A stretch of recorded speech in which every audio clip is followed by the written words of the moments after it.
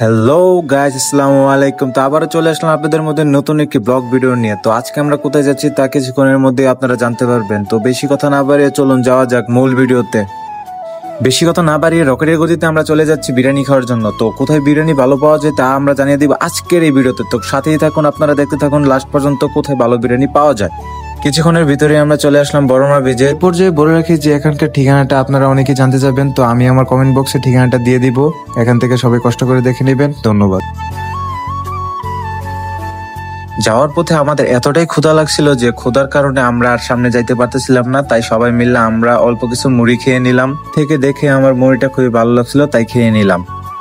কিছুক্ষণের ভিতরেই আমরা চলে আসলাম আমরাইতে সবচেয়ে বিখ্যাত একটি বিরিয়ানি হাউসের সামনে, নাম হলো শরীফ বিরিয়ানি হাউস। সাথে সাথে আমরা হাত মুখ দিয়ে বসে পড়লাম খাওয়ার জন্য, কারণ আমাদের অনেক ক্ষুধা লাগছিল।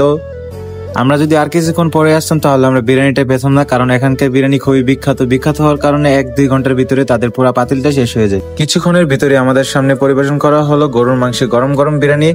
আপনাদের এই পর্যায়ে জানিয়ে দিই এখানকার 1 প্লেট বিরিয়ানির দাম মাত্র 120 টাকা। তো 120 টাকার মধ্যে এত পরিমাণ বিরিয়ানি তো কিভাবে দিতেছে তা আমি নিজেই বলতে পারতেছি না। আপনারা দেখতেই পাচ্ছেন বিরিয়ানির মাংসটা কতটা নরম এবং সফট। আমি আর লোভ সামলাতে না পেরে আমি শুরু করে দিলাম খাওয়া। এখানকার বিরিয়ানিটা এতটা ভালো যা আপনারা না খেলে বুঝতেই পারবেন না। আজকের ভিডিওটা আমি এখানেই শেষ করবো। তো দেখা হবে পরের কোনো ভিডিওতে। ততক্ষণ পর্যন্ত ভালো থাকবেন, সুস্থ থাকবেন। Take care. আল্লাহ হাফেজ।